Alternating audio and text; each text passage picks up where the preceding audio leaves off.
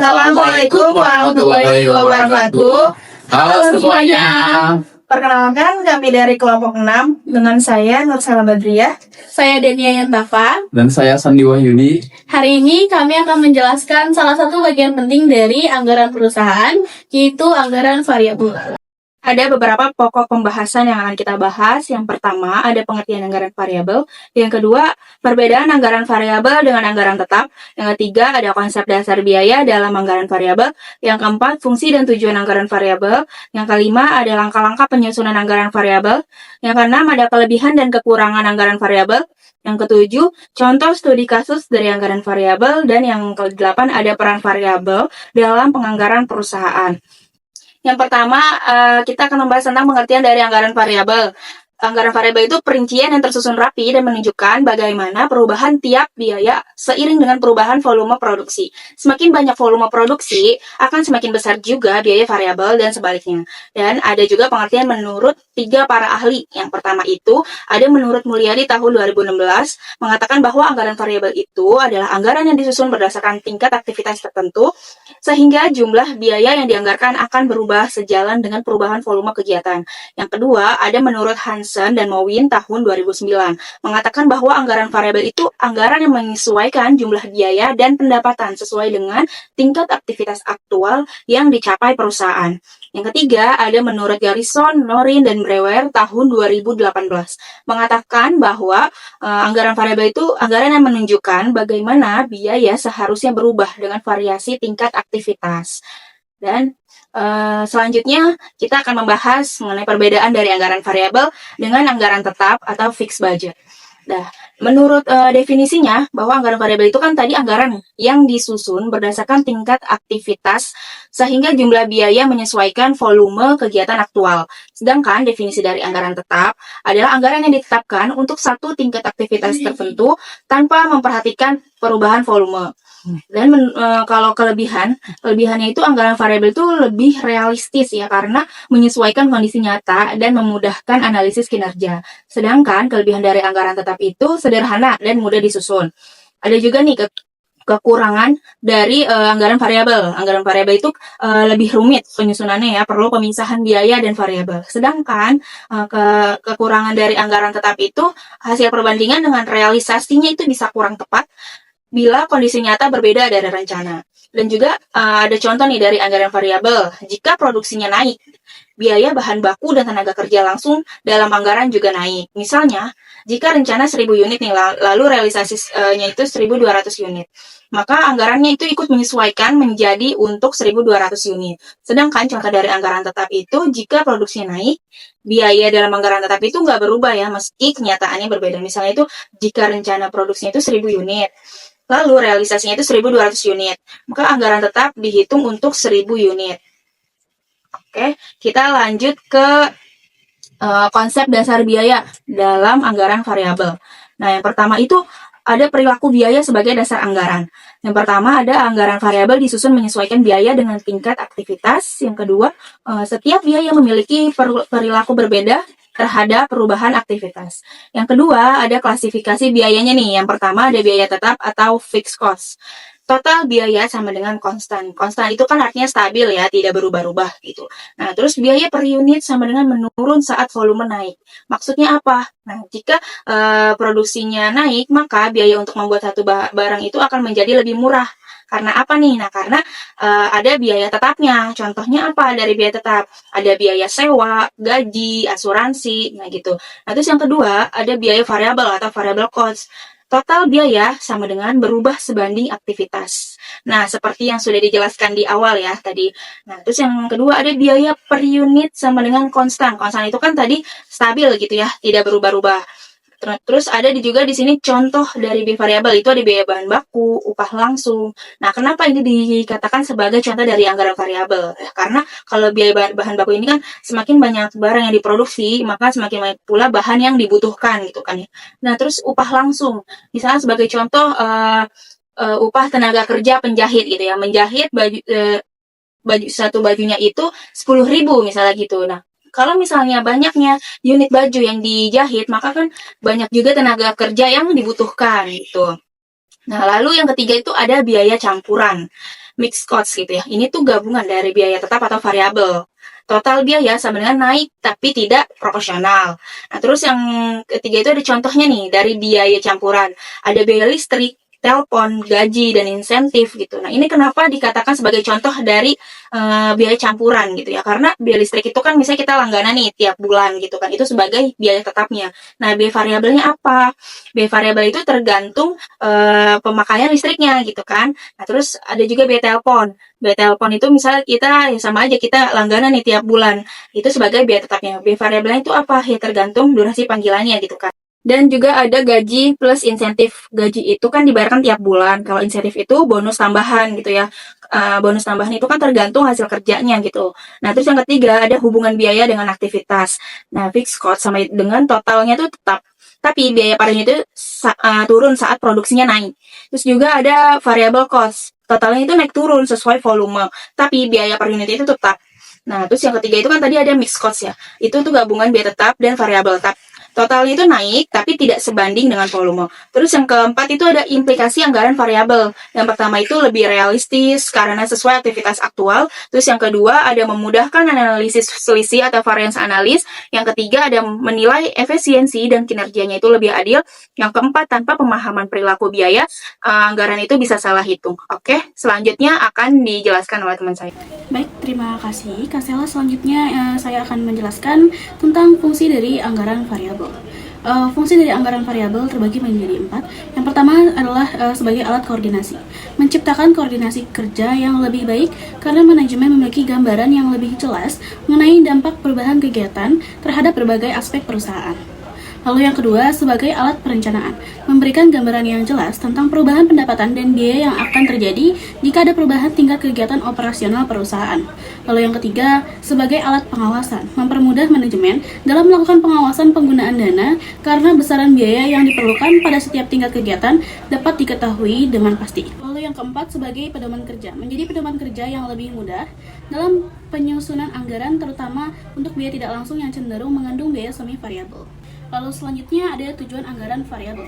Yang pertama, menganalisis pengaruh volume kegiatan terhadap biaya. Anggaran variabel menunjukkan secara spesifik bagaimana biaya berubah seiring dengan perubahan tingkat aktivitas atau volume produksi perusahaan. Lalu yang kedua, mempermudah perencanaan dan pengawasan dengan anggaran variabel. Manajer dapat dengan mudah mengetahui jumlah biaya yang akan dikeluarkan pada tingkat kegiatan tertentu. Lalu yang ketiga, menyesuaikan dengan perubahan lingkungan. Anggaran variabel memberikan gambaran yang jelas mengenai dampak perubahan tingkat kegiatan operasional yang mungkin terjadi meskipun rencana awal sudah disusun dengan baik. Lalu yang keempat, dasar untuk mengambil keputusan manajerial. Informasi dari anggaran variabel sangat berguna bagi manajemen untuk membuat keputusan yang tepat, terutama saat membuat penyesuaian terhadap rencana atau saat mengevaluasi kinerja. Ada juga beberapa langkah-langkah penyusunan anggaran variabel. Yang pertama, kita bisa identifikasikan biaya tetap dan biaya variabel.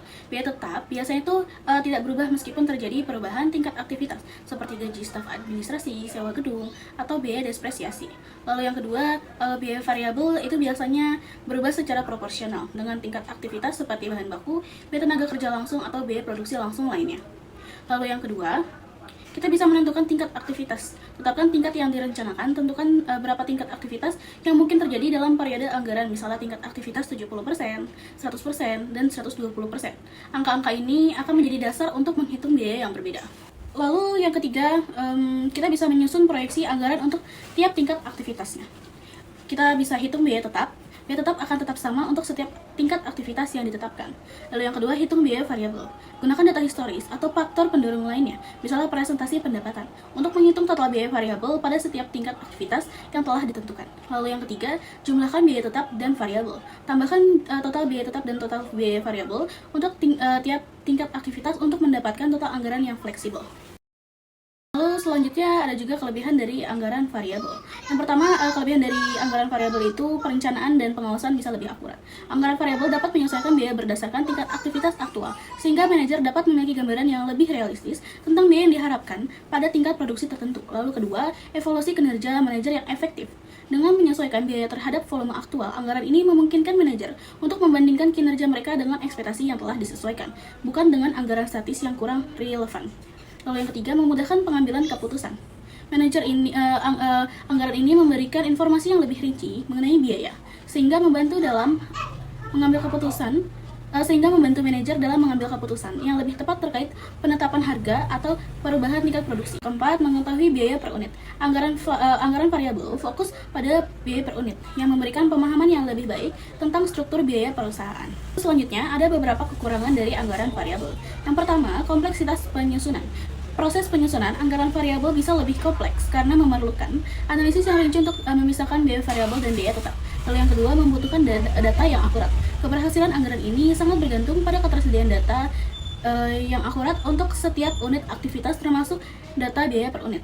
Lalu yang ketiga, perlunya penyesuaian terus-menerus. Dalam lingkungan bisnis yang dinamis, manajer harus secara berkala memperbaharui dan menyesuaikan anggaran variabel untuk mencerminkan perubahan kondisi pasar. Lalu yang keempat, sulit mengelola biaya tetap. Anggaran variabel kurang efektif dalam mengelola dan mengontrol biaya tetap yang jumlahnya tidak berubah meskipun tingkat aktivitas meningkat atau menurun. Lalu selanjutnya akan dijelaskan oleh Kak Sandi. Baik, sekarang giliran saya untuk menjelaskan analisis penyimpangan. Jadi di slide ke-13 ini saya akan menjelaskan tentang analisis penyimpangan atau variance analysis. Analisis penyimpangan ini adalah inti dari penganggaran fleksibel yang membandingkan hasil aktual dengan anggaran fleksibel. Tujuannya bukan untuk melihat apakah perusahaan mencapai target awal, melainkan untuk mengukur efisiensi operasional pada tingkat aktivitas yang sebenarnya terjadi.